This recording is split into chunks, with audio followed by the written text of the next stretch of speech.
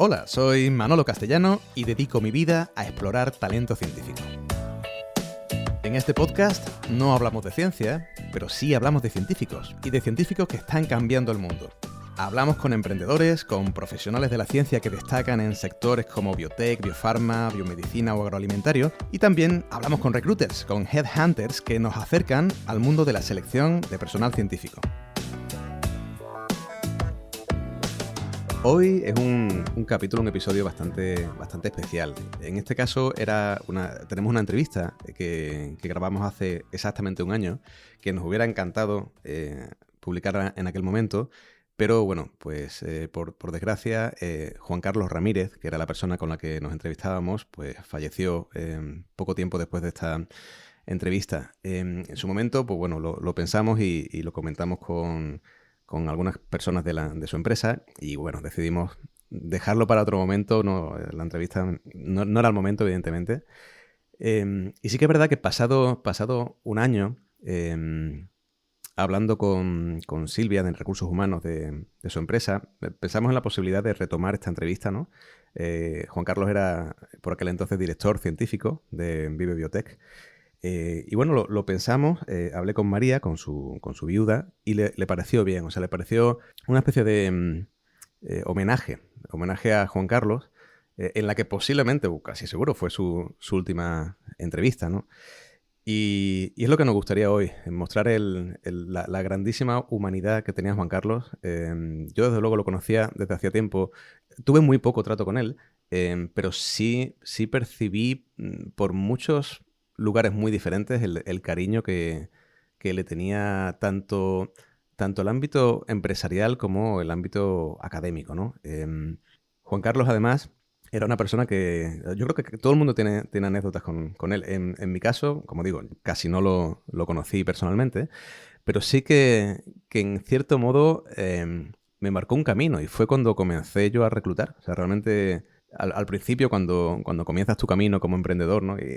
Cualquier cliente es una joya, ¿no? Y recuerdo que él me conocía por LinkedIn, llegamos a hablar y me dijo, bueno, pues mira, hablamos mañana y ya te doy más detalles del tipo de perfil que estamos buscando. No llegó a cuajar este contrato, esta adquisición, pero recuerdo que al día siguiente estaba yo viajando en coche a Sevilla y recuerdo conduciendo el coche diciendo, madre mía, creo que me va a llamar Juan Carlos, estoy yendo a dar un taller, estoy empezando a tener mis primeros clientes como recruiter y estoy muy feliz, estoy plenamente feliz. Así que en ese aspecto pues le agradezco enormemente a Juan Carlos, ¿no? El haber confiado en mí cuando comenzaba el camino de recruiter. Y no solo yo, en nuestro equipo, Alejandra, que es la persona que se dedicaba a la edición del audio en el departamento de comunicación, también tiene grandes recuerdos de Juan Carlos porque fue su profesor cuando ella hacía la licenciatura, el actual grado de biotecnología. Y me contaba Alejandra que, bueno, cuando estaba terminando la carrera no tuvo buenas experiencias trabajando en laboratorios de biología molecular. Y un día hablando con Juan Carlos, le dijo, mira, Alejandra, es que yo creo que tú necesitarías no solo centrarte en la importancia científica del laboratorio en el que estás trabajando, sino también dedicarle un poco de tiempo a encontrar esa persona primero que vea las competencias que tú tienes y al mismo tiempo que sea capaz de ser, en cierto modo, una guía, ¿no? un mentor. Si eso existe, vete a por ello. Y fue cuando la refirió a otra persona que al final acabó siendo su nuevo director de tesis, ¿no? Así que yo creo que todos tenemos historias de Juan Carlos y todas realmente positivas y emotivas, ¿no? Así que desde aquí un abrazo fortísimo a María y a su familia, a Silvia y a sus compañeros en Vive Biotech. Y este es nuestro particular homenaje a una persona que fue un grandísimo científico, pero sobre todo una grandísima persona.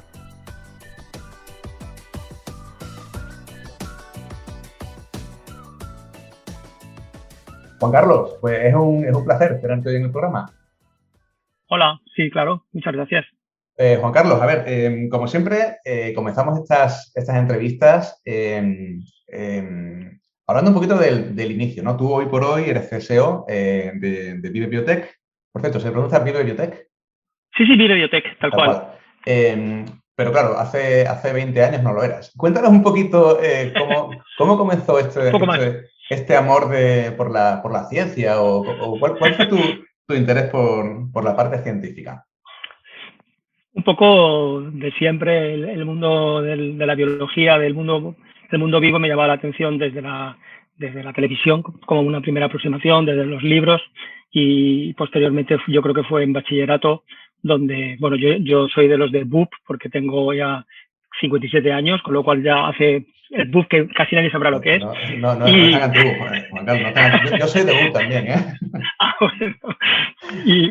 Y allí yo creo que en COU y en tercero tuve muy buenos profesores que es del área de química, física, matemáticas y biología y esos fueron los que ya me lanzaron a pensar que de hecho yo quería ser físico y al final he terminado siendo biólogo, aunque me considero actualmente profesionalmente más un ingeniero genético, pero ingeniero, y virólogo, que es donde he desarrollado el campo, mi actividad profesional, ¿no? Surgió, yo creo que, ya te digo, un deseo de siempre, a través de los medios, y luego a través de lo que es la educación del bachillerato, como el impulsor del mundo vivo y querer indagar. Y bueno, y creo que algunos libros en particular también podría mencionar. Recuerdo uno de Editorial Blume que se llamaba La célula viva, que era un recopilatorio de grandes artículos que habían surgido y que su lectura y la visión de las imágenes pues despertaban en mí una necesidad de ver que explorar eso sería algo grande, maravilloso, ¿no? Encontrar esos porquéses. Básicamente sería así. Es increíble las cosas que nos damos cuenta después a posteriori, ¿no? Del impacto que tiene la divulgación, en realidad, ¿no? Y, efectivamente. A mí me pasaba, por ejemplo, con Félix Rodríguez de la Fuente, y como a tantos otros, ¿no? El impacto que ha tenido eso a nivel social, ¿no? Al menos en España, ha sido increíble, ¿no? Sí, tremendo.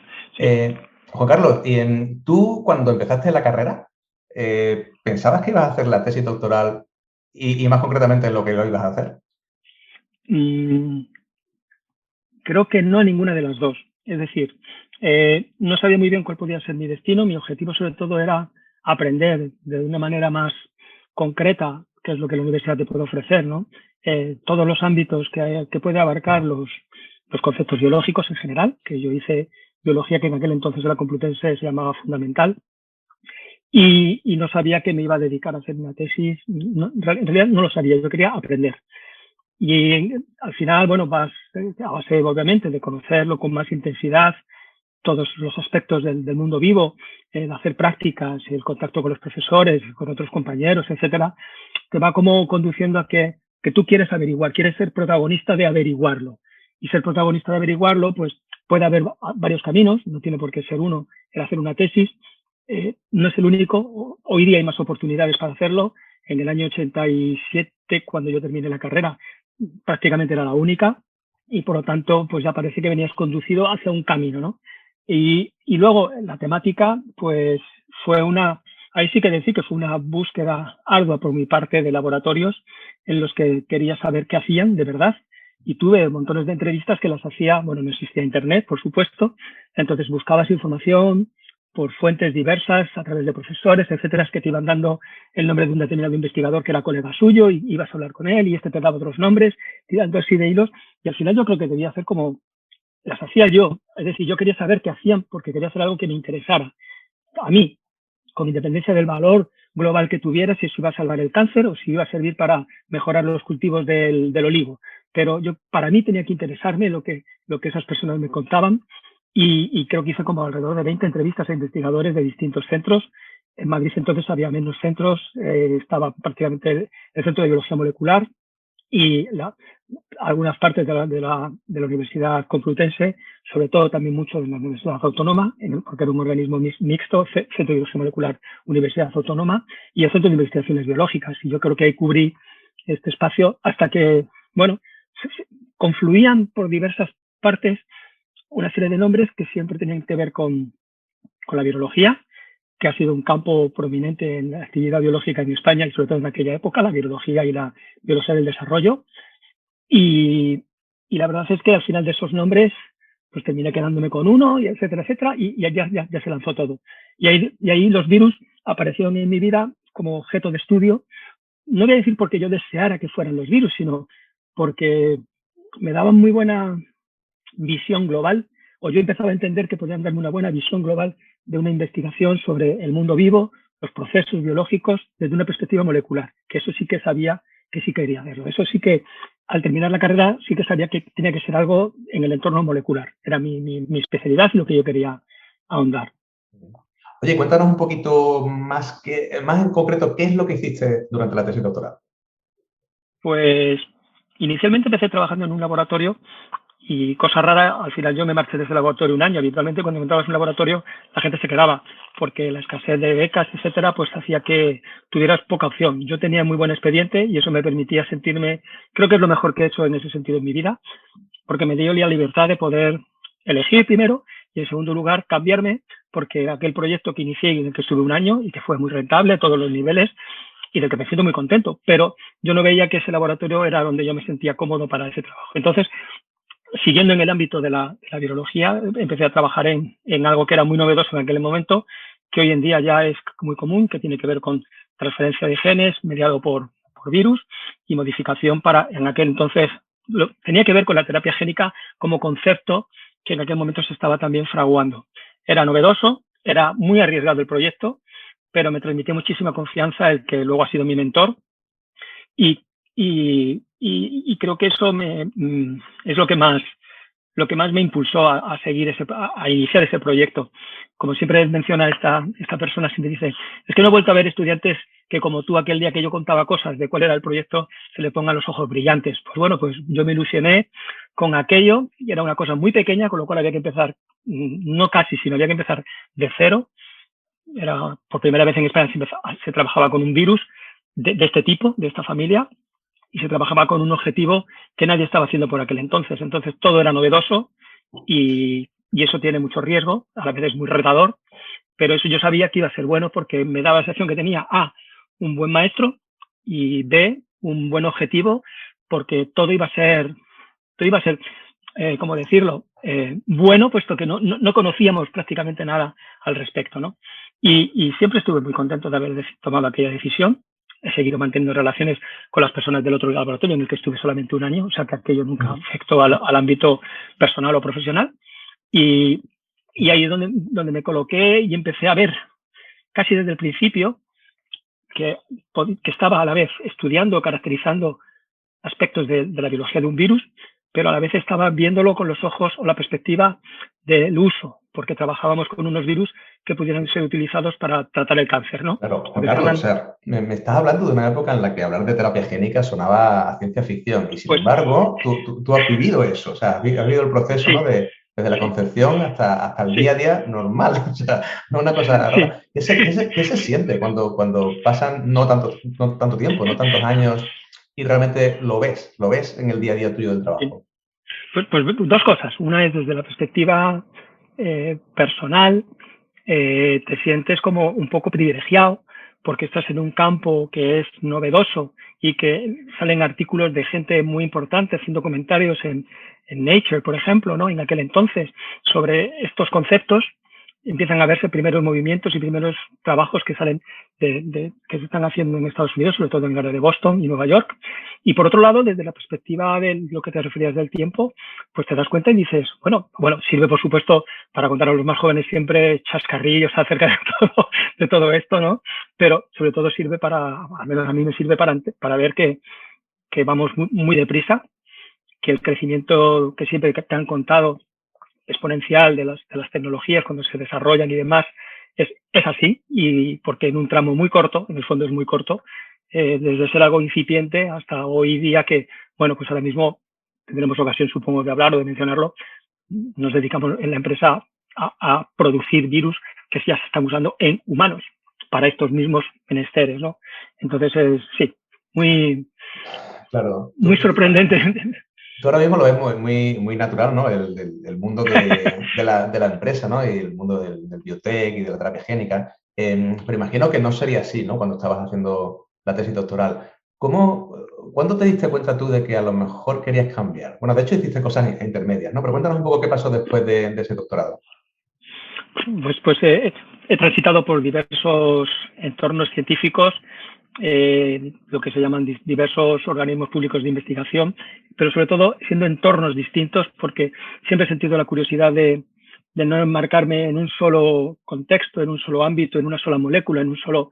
Y entonces he saltado bastante de charco en charco, también viendo cómo se hace desde diversas perspectivas. Entonces, en el Centro de Biología Molecular es donde desarrollé la mayor parte o gran parte del trabajo básico. Después estuve en el Centro Nacional de Biotecnología, que el propio nombre, Centro Nacional de Biotecnología, ya te empieza a poner un poco, ahí trabajé con vacunas y ese fue mi gran salto para poder percibir el papel que los virus, en este caso, en el contexto de las vacunas, usando los virus como mediadores de la expresión de vacunas, como la que ahora todo el mundo conoce de AstraZeneca, solo que con otro virus. Y bueno, de hecho yo trabajé 5 años con Mariano Esteban, que es uno de los que está ahora trabajando en uno de los ensayos más avanzados que tenemos para un tipo de vacuna, ¿no?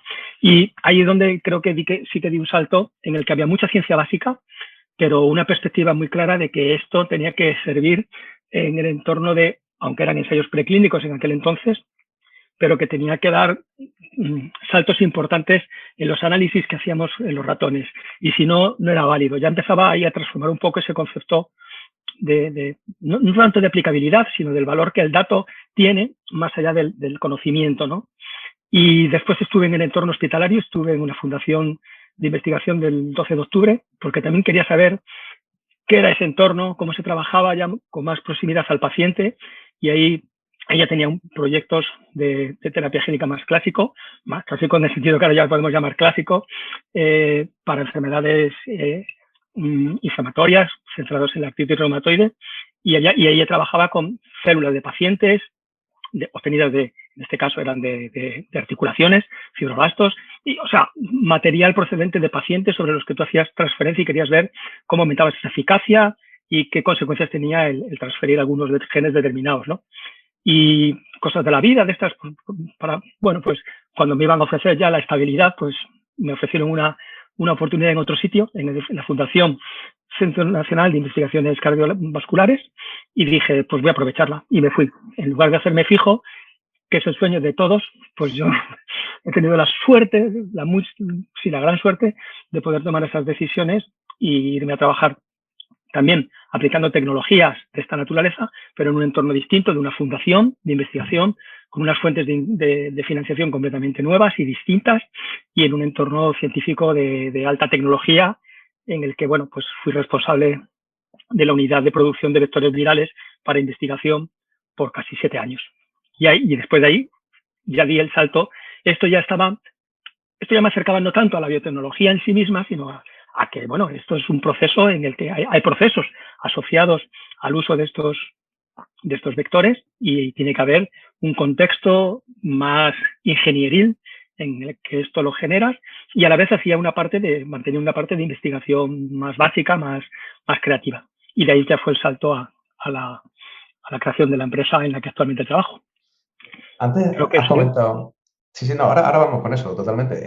Pero antes has comentado el prototipo de científico, ¿no? Que está en el fondo, aparte de hacer su día a día profesional, ¿no? Tiene un poco en mente el tema laboral, ¿no? Porque tal y como funciona la carrera investigadora, siempre tienes que tener en cuenta eso, ¿no? Y lo dices con mucha naturalidad, pero no creo que sea tan natural. O sea, ¿qué es lo que le hace a una persona no optar por una opción laboral más estable y hacer algo un poco diferente? ¿Qué es lo que tienes que tener claro para que eso ocurra? Yo creo que una cosa clara, bueno, es en general, lo que yo conozco de mi entorno, que ya conozco a bastante gente a lo largo de tantos años, en general, cuando empiezas a tener un espacio de seguridad laboral, te confinas en un espacio del conocimiento del que no siempre es tan fácil salir. Es decir, tienes que ir profundizando cada vez más en ese algo para ser cada vez más especialista en ese algo, más competitivo en ese algo y ser más capaz de conseguir las financiaciones, etcétera, etcétera, ¿no? Eso va asociado a ser un group leader y que al final, que al final lo miras y después llevas trabajando 20 años en, me da igual, tráfico de moléculas entre células o entre neuronas, me da lo mismo, ¿no? Y yo he sido más inquieto en ese sentido, no porque estas personas no lo sean en absoluto, pero quizá en querer conocer cosas más variadas dentro de un ámbito, porque siempre he trabajado con virus, pero la capacidad de salpicarme de cosas nuevas, creo que era lo que siempre me ha llevado a no aguantar, ¿no? Entre comillas, o no buscar, no perseguir como objetivo el estar con un contrato seguro, siendo un funcionario de investigación, etcétera, y también porque siempre también he sido, creo que, un poco contrario a ese modelo de funcionario investigador. Creo que para mí son dos palabras que no siempre casan bien, no siempre. Hay que verlo en cada persona, por supuesto, con la perspectiva de cada entorno, por supuesto, pero creo que contribuye en parte a bajar el nivel de la actividad científica, sobre todo en los entornos más clásicos, digamos, más oficiales de investigación, más académicos, universidad, CSIC, por ejemplo. Y no sé, creo que la falta de esa movilidad, la falta de ese ejercicio porque se te estimulen en tu cabeza nuevas ideas o nuevos conceptos o nuevas aproximaciones, se dificulta un poco, quizá a partir de cierta edad. Y no, con esto no estoy más que generalizando, sin más. No, hay miles, por supuesto, de excepciones a esto, miles, y también podríamos encontrar miles de casos que lo corroborarían, ¿no? Entonces, creo que tiene que ver más con mi actitud y que nunca me interesó el buscar algo permanente porque me iba como a fijar, a anclar a una determinada área o a un determinado tipo de investigación, ¿no? Y lo otro, mientras cambiara de sitio, la naturaleza del centro y la naturaleza de la investigación que cambiaba me obligaba a estar siempre en continuo recambio interno, ¿no? Y eso ha sido un poco... Y hay amigos míos, amigos que hicimos la tesis juntos y ellos siguen en el mismo sitio, en la misma unidad en la que hicieron la tesis y siguen ahora y han pasado los mismos años, ¿no? Y bueno. Que también has comentado la dificultad que, bueno, que se suele tener en el mundo más académico, más investigador en la academia, para financiación, ¿no? De hecho, con el COVID se ha visto, ¿no? Lo difícil que ha sido lanzar algo desde un centro como puede ser el CSIC, ¿no? Y qué es lo que está ocurriendo, pues, con empresas. ¿Cómo se ve eso? O sea, una persona que ha pasado por lo uno y por lo otro, ¿tú crees que podrías hacer o podrías estar igualmente satisfecho habiéndote quedado más en el mundo académico? ¿O realmente lo que tú has conseguido no podrías haberlo desarrollado bien ahí? No, en el momento en el que yo decido que tengo que dar un salto hacia el entorno de una compañía, de una empresa, es porque lo que yo quiero hacer no puedo hacerlo en el mundo académico, no puedo hacerlo. Incluso lo he intentado, ¿sabes? Aprovechando mi presencia en un centro que además es una fundación y que por lo tanto tiene ciertos márgenes, ¿no? Incluso así, y yo veía que yo no podía salir. Y de hecho, también alimentaban este espíritu, pues personas de la OTRI del centro o personas que estaban vinculadas al desarrollo externo de patentes, etcétera, y que al final, pues todo el mundo te está, ellos mismos, más allá de tus propias ideas, te están diciendo, sal, si quieres hacer eso, sal, ya está. Si no, sigues haciendo otras cosas y no hay ningún problema, ¿no? ¿Cuál es la cortapisa mayor, ¿no? Que tiene una universidad, un centro como el CSIC, una OPI, a la hora de crear una spin-off con garantías de que estás haciendo algo adecuado y bien, sin ese miedo que a lo mejor se tiene cuando desconoces qué es lo que hay allí en el mundo privado? En mi caso, que es del que puedo hablar, ¿no? O de algún colega que también ha dado este salto y que también ha seguido un camino parecido, creo que hay muchas barreras de la gestión para arrancar y eso trasladado a futuro uno ve que algo que esté vinculado con ese cordón umbilical, ¿no? Con el centro, a la postre solo te va a ser una especie de rémora para poder navegar con cierta fluidez, ¿no? Y yo creo que eso es lo que era tremendo. Las gestiones que tenían que hacerse en el momento en que yo estaba, por ejemplo, trabajando con la patente que sacamos de allí y que sirve también de motor para montar la empresa, pero los pasos por abogacía del Estado, cosas de este estilo que eran de personas que no entendían absolutamente nada, pero que parecía que querían poner zancadillas, ¿no? Entonces desanimaba, básicamente desanimaba.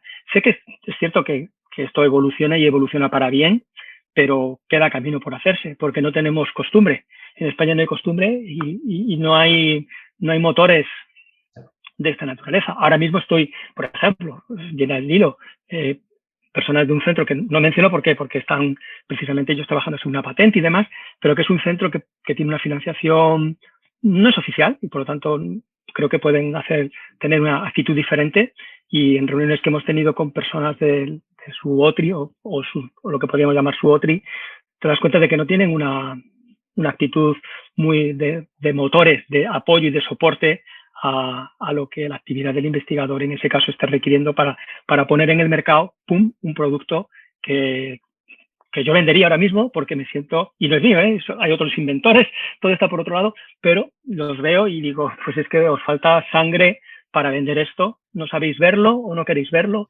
y insisto, y no es una institución puramente académica ni puramente con inversión pública, ¿no? Entonces, en general es esto lo que yo creo que rodea el decir, hay que buscar un camino diferente en el que se pueda vehiculizar este tipo de cosas, ¿no? Y esa fue mi biografía. Puedo comentar al menos de 2 personas que he visto en 2 entornos distintos, colegas, amigos que han seguido, y al final también la opción que encontraron iba por ahí. Vale, o sea, tú ahora mismo, hoy por hoy, que han cambiado las cosas mucho, Sí. ¿De qué depende el que tú decidas empezarlo todo desde la universidad o realmente lanzarte hacia algo que no tenga absolutamente nada que ver con el centro en el que estás trabajando?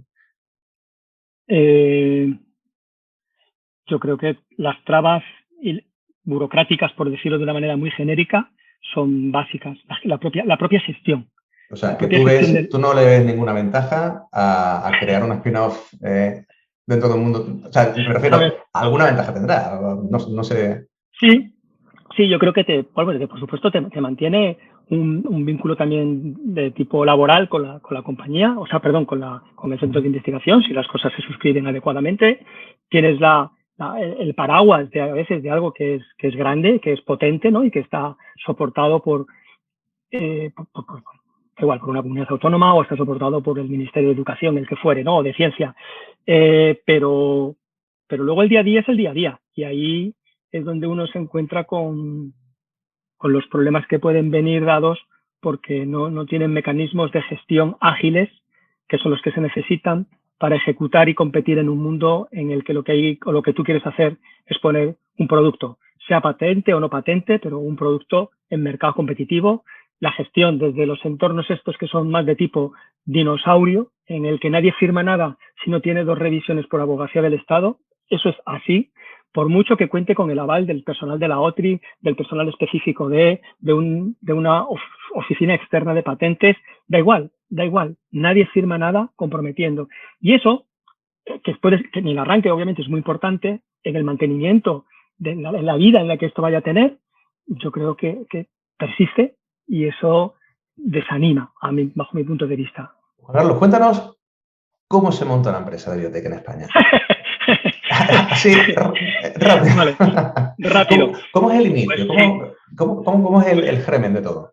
El inicio es que tú veas que tienes algo que crees que merece la pena poner en un entorno de mercado. Algo. Sea una tecnología. Perdona que te interrumpa. A esa conclusión, ¿tú llegas gracias a haberte formado o haber estado expuesto a ciertos ambientes? ¿O realmente se te tiene que ocurrir un día en el laboratorio sin haber hecho un MBA? Uno lee, uno cuando va, o sea, claro, las cosas no acontecen de la noche a la mañana. Mañana me despierto y ya soy un investigador biotecnológico en una compañía. No, y en ese devenir de que vas viendo, empiezas a caracterizar el valor que las cosas adquieren y empiezas a verlo con esa perspectiva, además de la perspectiva científica per se, empiezas a ver que porque conoces el entorno, sea de la terapia génica, sea del uso de vectores, sea de la medicina contra el cáncer, da igual, ¿no? O un método de diagnósticos.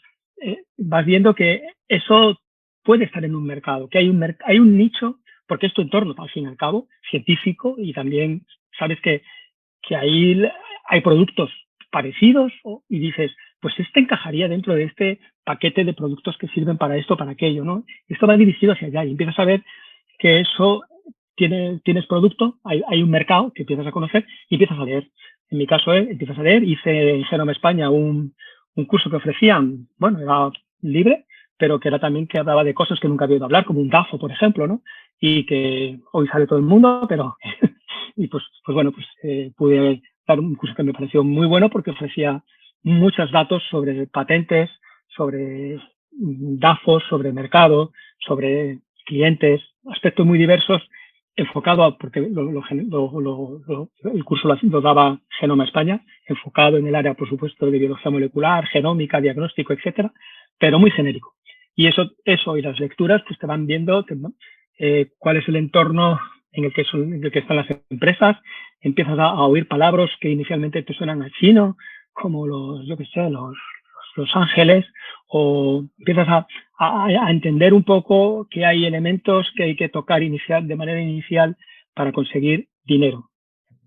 Y entonces tú dices, yo creo que tengo un producto, yo creo en el producto, yo confío en el producto, y ahora lo que tengo que ver es cómo puedo financiarlo. Y efectivamente, una de las opciones es, pues empiezas hablando con la OTRI de tu centro y empiezas a animarte con ellos. En mi caso estoy encantado, solo tengo parabienes, en este caso de la OTRI de la Fundación CENIC, y personas que te dan apoyo, te dan ideas, y que cuando creen que hay algo maduro, pues el propio centro contribuye a, bueno, es el que paga, por ejemplo, un estudio de patentabilidad de lo que tienes.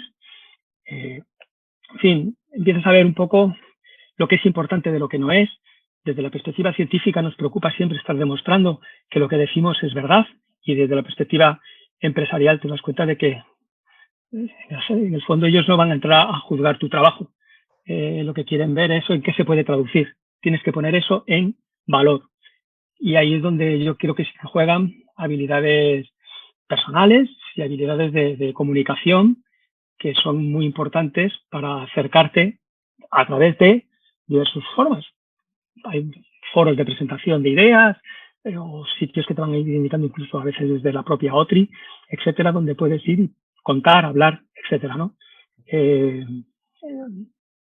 Pero ya has entrado en las vías por las que vas a tener que circular, ¿no? Juan Carlos, ¿tú te consideras emprendedor?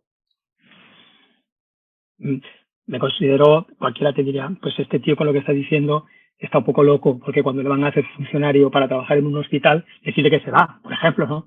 Y después cuando en CENIC, que tenía un contrato indefinido bien pagado, decido que me voy. Pues lo que soy es un loco, un irresponsable, entre comillas. No, si esto tiene que ver con ser emprendedor, pues posiblemente, porque lo que tienes ahí te sirve de motor. Para mí ese es el valor que tiene esa palabra, ¿no? Que hay algo que te motoriza en una dirección, ¿no? Que conduce en un sentido del que, de algún modo, sí es verdad que no quieres escapar. Hay un momento en el que dices, tengo que hacer todo lo imposible. Y cuando haya hecho lo imposible y no lo tenga, sentiré frustración. Pero en ese momento, no antes, ¿no? Pero ya diriges tus pasos de una manera mucho más decidida porque crees que vas ahí. ¿Y cuál es ese motor? ¿Cuál es la gasolina de todo eso? Sí, para mí ¿cómo decirlo? El propio producto, el propio objeto de lo que tú quieres hacer en el mercado, eso, el que eso seas capaz de llevarlo y al final del día, acontezca 5 años después, 8 años después, dices, esto está en el mercado. Bien sea mi idea, bien sea mi procedimiento, bien sea mi tecnología, mi know-how, todo lo que tú quieras, esto está en el mercado. Y ese es el motor que te guía, para mí sí, a decir, tengo que seguir con esta idea porque sería lo que se llama la transferencia, ¿no? Pues no es que lo creas por un convencimiento o por un acto de fe, sencillamente es porque te das cuenta de que a eso hay que transferirlo. Hay que transferirlo. Yo he dibujado y he hecho mi dibujo de cómo es la fregona y yo quiero transferir eso, quiero que ayude a limpiar los suelos. Pues eso, para mí, en sí mismo es el principal motor. En ningún momento, por ejemplo, en mi caso, he pensado en que esto me va a hacer rico o me va a hacer multimillonario, porque tú no sabes si vas a tener un blockbuster o lo que vas a tener es un plus, pero es lo que hay y entonces tienes que trabajar con lo que tienes y a ver hasta dónde lo llevamos, ¿no? O tener un prestigio de otro tipo o mejores salariales. No, tampoco quiero decir que sea altruista, ¿no? Pero sí que el motor, el de verdad, el que por dentro te empuja a los esfuerzos, porque yo sigo trabajando en otro sitio, o seguía, perdón, y a la vez estaba estudiando aparte para aprender un poco sobre el entorno de las empresas, etcétera, etcétera, ¿no? Eso es un trabajo que haces en tu tiempo libre. O sea, que grato, no, bueno, tienes que hacerlo grato, ¿no? Y yo creo que es eso, o sea, yo recuerdo en el curso pues tuve que presentar a modo de tabla, yo tenía en aquel momento 3, 4 productos y me todo, tener una tabla donde esos productos daban solución, una respuesta a un determinado problema tecnológico que había y que podía empaquetarse en una cajita y venderse a otros investigadores, a empresas, etcétera, ¿no? Entonces, eso es lo que a mí me decía. ¿Puedo, esto que ha salido de mi cabeza y de la investigación mía y del equipo con el que trabajaba, esto puede convertirse en una cajita? Ese es el motor, en mi caso. Loco o no, eres emprendedor, eso está claro. Ahora, ¿cuándo pasa una persona de ser emprendedora a ser empresaria? ¿Qué es lo que diferencia una cosa de otra? En mi caso, por cómo han ido aconteciendo el tránsito de los años, son 6 años los que llevamos ya con esta empresa en marcha, yo creo que durante casi los 2 primeros años tienes esa sensación un poco de emprendedor porque tienes que arrancarlo todo, ¿no? Y te sientes un poco con el aspecto novedoso de todo y con que te sientes como en un entorno en el que no estás hecho para ese entorno, no lo has practicado, no lo has... Y eso no sé si tiene que ver con ser emprendedor en lugar de empresario, pero te quita seguridad respecto a que compañía, empresa, business development, etcétera, etcétera, ¿no? Todos esos conceptos que son tan de la empresa, cuando están más asentados y empiezan a tener ya, ocupan un espacio importante o relevante dentro de la actividad diaria, sea la manera de trabajar con los clientes, la presentación de tu empresa en entornos diversos, aunque sean foros científicos o foros empresariales o foros de biotech internacionales o nacionales, ya empiezas con todo eso. Eso no lo puedes hacer desde el minuto cero, ¿no? Bueno, lo haces de una manera casi para observar cómo es el entorno, ¿no? Y ahí empiezas a pensar que yo ya estoy en una empresa. Yo estoy en una empresa, ya tenemos una empresa, aunque su destino obviamente nunca es conocido, pero eso ya empiezas a tenerlo claro. Y ya esa idea de emprendedor, de novedoso aventurero, pues un poco desaparece. Ya trabajas con más certezas, sabiendo que, bueno, y está descrito en 200 artículos y libros, que la biotecnología es mucho humo y a veces poca cosa donde rascar. Pero eso es una empresa que tiene que hacer ese trabajo y es la manera que tiene de funcionar, ¿no? Al fundar algo, yo creo que cualquier cosa que tú fundas es tuya, es como tu niño, ¿no? Es Sí. parte de tu cuerpo, te diría. Sí. ¿Cuándo empieza uno a entender que eso a lo mejor no es tan importante? ¿O cuándo empieza uno a entender que a lo mejor tu empresa no es tuya? O sea, que realmente tú no tienes el control de la empresa y que a lo mejor no tiene por qué ser así. ¿Cuándo ocurre eso? En mi caso, que la formación de la empresa no tuvo participación de capital personal y por lo tanto nunca he tenido dinero en la empresa ni por lo tanto voy a tener un retorno directo bueno, hay otras fórmulas, pero en principio nunca ha estado eso presente. Yo sabía que las empresas de biotecnología tienen el alma tecnológico y los que somos el centro porque tenemos el know-how, que es lo que le da el ADN a tu empresa, de algún modo hace que no pierdas esa sensación, a pesar de que, bueno, cada vez entra más capital, buscas fondos que parece que son como todo más frío, ¿no? Que tienen más que ver con el mundo financiero, etcétera. Tú te quedas en el sentido como más al margen y sabes que se controla por ahí, pero eres consciente de que ellos lo saben y tú lo sabes, que eres el alma mater de ellos, en el sentido del alma mater de la empresa, ¿no? Porque no porque yo siempre lo aprendí ya de muy joven, todos somos en el trabajo, todos somos prescindibles y no pasa nada, pero se pierde algo de gran valor cuando algo que es en mi caso, el director científico de una empresa que se dedica a virus, siendo yo el virólogo, que podría haber otros, pero ahí es donde te das cuenta de que tú eres una pieza clave y eso sigue siendo tuyo y tú eres considerado para tomas de decisiones en las que la faceta científica tiene que tenerse en consideración. Cuando toca saber si vamos a establecer un vínculo financiero con, yo que sé, Banco Santander, a mí no es mi entorno, no lo podría juzgar, no podría valorarlo y por lo tanto no tiene sentido que yo participe. Y esto desde el minuto cero ha sido así. Pero sí he tenido que ir a contar el producto, a contar a qué nos dedicamos, a los fondos de inversión o a los propios socios actuales o a los que se incorporan, etcétera, lo he hecho con absoluta naturalidad, haciendo un trabajo de divulgación, igual que en su momento tuve que hacerlo para buscar quién podía aportar algo de dinero para arrancar una idea, ¿no? Es decir, sigo creyendo en esa idea y soy un motor muy importante para movilizar cuando es necesario ese convencimiento. Entonces, en mi caso, hoy por hoy y con el tiempo pasado, no he llegado a sentir que estoy fuera. Empiezas a ver que se diversifica, que inicialmente la empresa es un solo carril, luego son dos, luego son tres y que ahora tiene una serie de patas que funcionan con cierta, no autonomía, pero sí con un valor que al principio no había porque no tenía sentido cuando arrancaste en un departamento de desarrollo de negocio, obviamente, ¿no? Y ahora te das cuenta del valor que eso tiene. Pero yo estoy presente en las relaciones que el departamento y la desarrolladora de negocio, en nuestro caso, tiene con los clientes en las etapas iniciales y están distribuidos los tiempos en los que uno participa porque sirve de enganche, de garantía y de valor de la empresa. Así que terminas dándote cuenta de que eres algo más que un empleado. Que es el sentido ese de es mi empresa o es una empresa. Ese es en mi caso, hasta ahora no hemos tenido ocasión de que eso suceda. Quizá llegará en su día, pero hoy por hoy ha sido así. Y Juan Carlos, ahora visto en retrospectiva, o sea, entiendo que aquí a ninguno se nos ocurre montar esta historia solo por el tema económico, ¿no? Pero visto en retrospectiva, ¿tú hubieras invertido en tu propia empresa? Por supuesto. Es decir, no invertir porque para arrancar se necesitaba una cantidad y yo no la tenía en ese momento, no tenía ganas de adquirir compromisos financieros externos para ello y quizá deje de ser pasar una oportunidad, puede ser, pero sí lo hubiera tenido, por supuesto. Porque además, y esto sí que es así, ¿no? Siempre está muy bien visto que los que tienen la parte tecnológica o científica, que los emprendedores se vea que son una parte que también depositan su dinero, que es como la cosa que tenemos reservada, ¿no?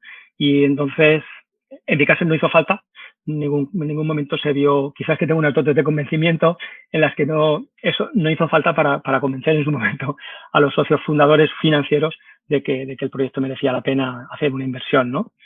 ¿Tú crees que eso es un miedo que puede hacer, que puede ser un impedimento para que algunos científicos lleguen a emprender? El miedo, ese miedo inicial a la parte financiera, ¿no? Decir, bueno, si esto no es mío, no merece la pena. Es un error, porque como he intentado comentar antes o transmitir, es tuyo. Lo sientes como tuyo y si las cosas seguían de una manera, claro, depende del equipo con el que te rodeas, ¿no? Depende de miles de circunstancias y del devenir que la empresa adquiere, ¿no? Pero sigues teniendo esa idea de que es tuyo y por lo tanto, y es tuyo en algo muy importante, que es la tecnología, el aspecto técnico, lo que hace que eso se mueva. De hecho, si tú adquieres una licencia de muchas patentes, como no adquieres además a los investigadores, no te sirve porque hay mucho background que no está descrito en lo que es la patente, por mucho que tú licencies, etcétera, etcétera. Entonces, habitualmente es como un paquete único, se llame licencia de una patente o se llame un determinado know-how, aunque no esté patentado, etcétera, ¿no? Las personas y los proyectos en este caso tienen mucha vinculación y eso es lo que hace que aunque no tengas eso, dinero ahí metido tuyo que te va a rentar y que dices esto es mío y soy miembro de pleno derecho de esta comunidad, ¿no? Adquieres ese derecho si sabes, depende, estamos hablando de empresas que están basadas en tecnología, claro. Entonces yo creo que ese derecho lo adquieres y te das cuenta de que...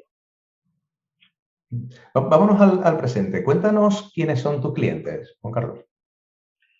Pues nuestra empresa que se llama Vive Biotech, como bien has dicho antes, se dedica a la manufactura en condiciones GMP, es decir, que el producto se puede utilizar en humanos para ensayos de terapia génica y, por lo tanto, lo que hacemos es producir, dentro de los vectores que hay, pues un grupo de ellos que son los lentivirus. En la fase actual en la que la terapia génica está en desarrollo, ya lo que hay es mucho ensayo clínico, fases avanzadas, muchas incluso en fase 3, que implica un número considerable o importante, desde luego, de pacientes y que necesitan, obviamente, un producto que cumpla todas estas condiciones para que pueda usarse en un humano. Y esa es la parte más difícil de meter en la empresa porque es realmente un entorno muy complicado, un entorno único, muy complicado, que los de la industria farmacéutica están súper acostumbrados. ¿Quiénes son las personas que buscan estos virus? Pues hay pequeñas biotecnológicas que lo que tienen ellos es su pipeline, una determinada gen que van a poder o que quieren probar porque tienen una base científica sólida y que quieren ir a fases adelantadas, es decir, iniciar, tener financiación y poder usarlo en un ensayo clínico pequeñito de fase 1 o 2, por ejemplo. Algunos grupos de academia que tienen alguna vinculación o es un spin-off que también tienen esta misma tarea con su pipeline. También empresas farmacéuticas grandes que tienen una división de terapia génica y que se acercan a nosotros para que les seamos los proveedores de estos virus. Y sí, academia, o sea, tenemos de todo. Tenemos academia, spin-offs desde algunos centros de investigación públicos y farmas o biotech de distinto tamaño y subdivisiones de farmas, ¿no? Y trabajamos en todo el mundo. De hecho, donde no tenemos clientes ahora mismo es en España, pero trabajamos en Estados Unidos. Más del 60% ahora mismo de nuestros clientes son de Estados Unidos. Tenemos en Japón, en Corea, Tailandia, Australia, dentro de Europa, Noruega, Dinamarca, Noruega, Holanda, Italia, Francia. Es decir, somos una empresa internacional que está sentada en Donostia, pero podría estar asentada en Cuenca o en las Islas Malvinas, ¿no? Ahora lo tienes, o sea, lo tenéis todo muy estructurado, lógicamente, pero cuando tú empezaste en esto no estaba tan claro. Especialmente si me estás diciendo que no hay clientes en España. ¿Cuándo encuentras tu primer cliente? O sea, en tu caso, ¿cuándo ocurrió eso? Y en ese caso, ¿estabas tú metido en el ajo o ya había llegado a un punto en el que ya te desvinculabas de la parte más de ese negocio, o sea, del negocio? ¿Tú hacías más la parte científica? ¿Cómo ocurre ese primer contacto con ese primer cliente? Nosotros tuvimos la suerte de que dos colegas de centros de investigación en España tenían avanzado, que son, me atrevería a decir, los grupos de investigación en terapia génica más que empezaron antes, que están en el CIEMAT, que dirige el doctor Juan Bueren y José Carlos Segovia, que dirigen, de hecho, cada uno su unidad. Yo los conocía porque había hecho la tesis con ellos. José Carlos Segovia es compañero mío de tesis, aunque trabajamos en virus distintos, por ejemplo, y aún así seguimos manteniendo ese tipo de relaciones, académicas y de otra naturaleza. Entonces, ellos ya estaban muy maduros. En España era lo más maduro, era lo más próximo que teníamos. Y nosotros, para acreditarnos, para poder certificar la Agencia Española del Medicamento y del Producto Sanitario, para acreditarte tienes que producir un virus de verdad, no puedes producir un virus de juguete, digamos, un prototipo, etcétera. Y ellos estaban ya, como te digo, muy maduros porque estaban en conversaciones con empresas externas que les iban a financiar sus ensayos clínicos. Y entonces fue ofrecerles a ellos por la proximidad y el conocimiento. Nos conocemos, somos amigos, más allá de ser colegas científicos, la posibilidad de que trabajaran con nosotros para esto. Y bueno, sea la confianza que tenían en nosotros a montarnos, el conocimiento que tenían conmigo desde hacía mucho tiempo, bueno, pues decidieron que sí, y entonces esos fueron nuestros primeros clientes, que luego por el devenir de las cosas, pues nosotros no hemos podido producir lo que ellos necesitaban y tuvieron que hacerlo con otras empresas en Estados Unidos. Pero bien, nosotros nos certificamos, de hecho, produciendo estos virus que, como te digo, son de unos amigos, unos colegas científicos de terapia génica en España. Y a partir de ahí, pues ya tienes algo sobre lo que empezar a construir y sobre lo que empezar a ir a los mítines, a las reuniones y presentarte sin nada. Sinceramente, bueno, ya sabes que siempre tienes que vender antes de tener, ¿no? Y adquieres compromisos antes de... que es, bueno, funciona así, es que funciona así. Por muy temerario que suene, tú confías en que vas a llegar a una fecha y por lo tanto puedes empezar a ofrecer cosas para una determinada fecha y tienes que marcarte esto de una forma pues muy estricta y se convierte en realidad en el acelerador o el retentor de lo que tienes que hacer, ¿no? Y empiezas a sencillamente, o bien a través de ya colegas del entorno de la terapia génica, que unos el boca a boca funciona y bueno, hablas con muchos y algunos caen, con otros haces ofertas, etcétera, y ya vas abriendo un poco de mercado, ¿no? Y bueno, ahora mismo creo que tenemos 38 proyectos abiertos. Creo que son 38, pero no me hagas caso, para estos números soy un poco malo. Interesante. Has comentado también lo diferente que son los tiempos, ¿no? En cómo funciona una empresa de biotech y a lo mejor lo que tú estabas acostumbrado muchos años antes en el mundo académico. De hecho, yo creo que eso a nivel de reclutamiento es una de las de los clichés, ¿no? Que tienen las empresas y que realmente, oye, que es una cosa importante, ¿no? La persona que entre tiene que tener el chip cambiado, ¿no? No puede estar con su tiempo, ¿no? El mundo de la productividad Sí. es otra historia, ¿no? ¿En tu caso te costó trabajo aprender cosas con las que no estabas muy a gusto o estás bien fuera de la zona de confort? Ahora estoy bien fuera de la zona de confort, ya he hecho el tránsito. Ha sido, bueno, más lento de lo que yo creía que estaba siendo. Es decir, yo he tenido la perspectiva de que era muy rápido y no, ha sido más lento de lo que yo creía, pero tienes que deshacerte de una manera de hacer en la que básicamente los tiempos, por un lado, ¿no? Los experimentales, ¿no? Los que tienen todo el soporte de cuándo las cosas van a suceder, etcétera. Y, y por otro lado, cuando haces ciencia, porque seguimos haciendo, el departamento de I+D hace ciencia, obviamente, eh, aprendes a que hay que marcar muy claramente los puntos de go, no go, la toma de decisiones y abandonar cosas. Aprendes a abandonar cosas. No solamente ya plantearlas bajo una perspectiva en la que tienes que estar hablando con a dónde va el destino de este producto que sigues haciendo o en lo que sigues trabajando, que puede ser el responsable de producción, ¿no? Y tú estás aquí en la I+D, sino dentro de tu propio entorno a la hora de desarrollar estos propios proyectos, decir, abandonamos esto, ya está, no le vamos a invertir más. Y eso en ciencia no se suele hacer, porque hay dos cosas. Una, persigues y persigues y persigues hasta que a lo mejor ya te aburres, pero dices, ¿cuándo abandono? Por un lado. Y por otro es, todo lo que va saliendo en el camino te interesa, porque claro, somos científicos, y te entretienes. Y hay que aprender a no entretenerse. Y eso es un cambio que aquí hay que ponerlo muy profundo.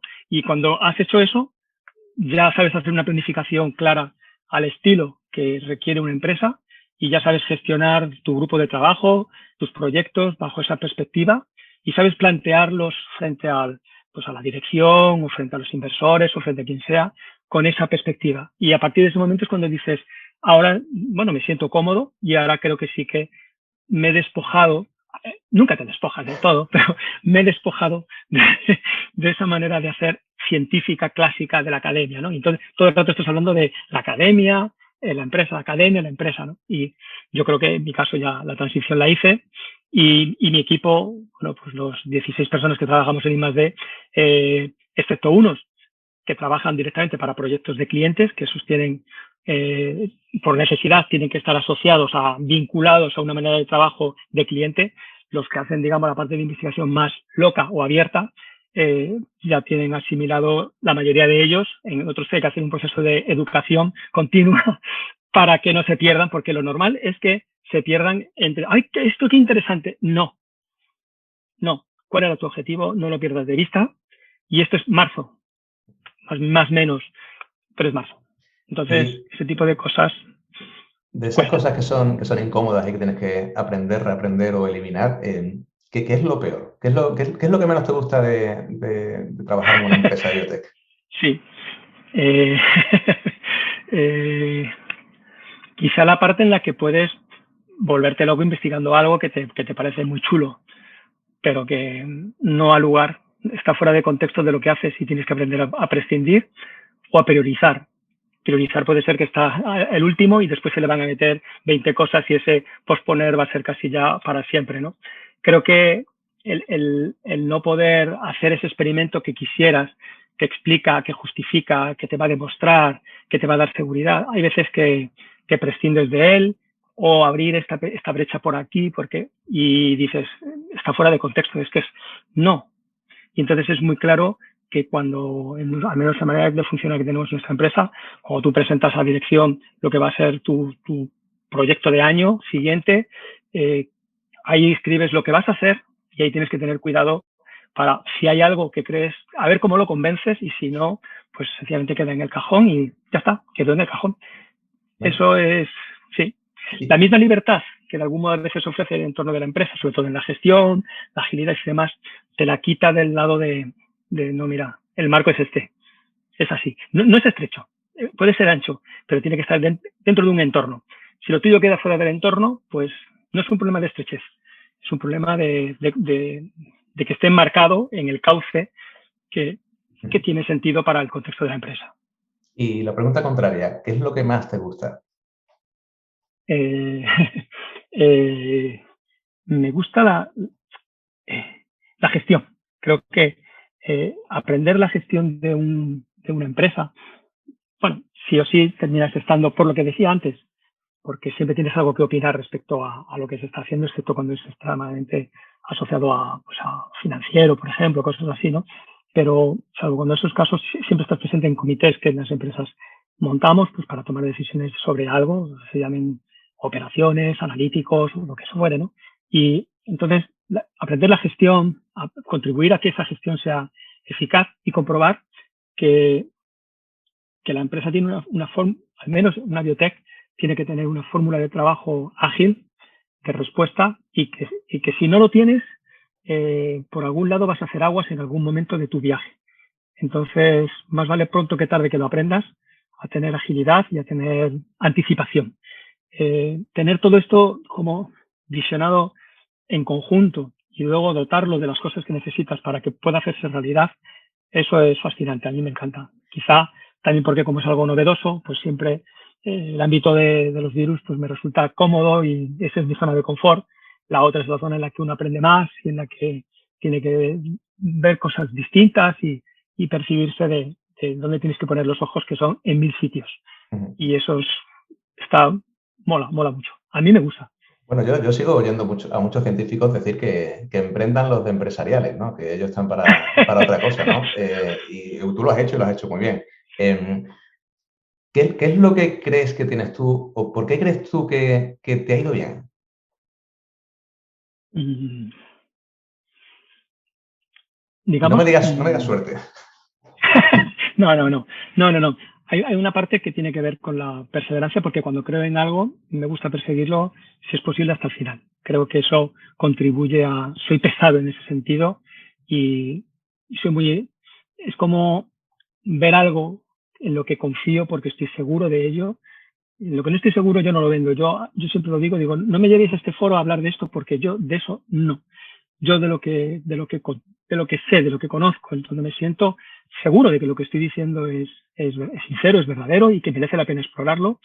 Creo que merece la pena explorarlo y eso es lo que me lleva a ser muy vehemente. Siempre lo he sido en todos los campos en los que he trabajado, ¿no? Pero esa vehemencia trasladada a este entorno, creo que es eso, es creer realmente que esto merece la pena y que hay que hacerlo. Y entonces te vuelves persistente, peleón, todo lo que haga falta, porque me gusta que esas cosas terminen bien. Soy muy exigente conmigo, soy muy exigente con la gente, soy muy exigente y eso creo que puede ser también otra faceta que ayude a hacer, porque hay que ser muy resolutivo en muchos aspectos y la exigencia es buena dentro de, como todo, dentro de ciertas medidas, pero creo que tiene ahí unos adornos colgando, así la palabra exigencia a veces es fea, pero tiene una serie de cosas, exigencia, responsabilidad, que yo creo que van muy bien para dar seguridad a tu trabajo y ser capaz de transmitirlo de una manera casi mi manera de ser es ser casi transparente y eso creo que se ve y por eso creo que consigo motivar a la gente de una forma natural. Entonces, unido a esas cosas, esas piezas, me parece que pueden ser la base de estar donde estoy, que hoy por hoy pues es una historia de éxito. No sabemos qué va a pasar el año que viene, ¿no? Esto es así, por miles de razones. Pero, sí, podría estar ahí, en esos 4 adjetivos un poco difusos. Muy bien. Bueno, vamos a ir terminando, Juan Carlos, pero antes me gustaría que pensaras en todos aquellos que nos están escuchando y que a lo mejor están investigando en un entorno quizás más académico y tienen esa idea y no se acaban de lanzar, ¿no? a montar una empresa o todo lo que viene antes y después. ¿Qué consejo les darías? Es un poco de dar consejos, porque claro, las historias de cada uno están llenas de matices, de biografías distintas, de miles de cosas, ¿no? Pero efectivamente se puede comentar algo, ¿no?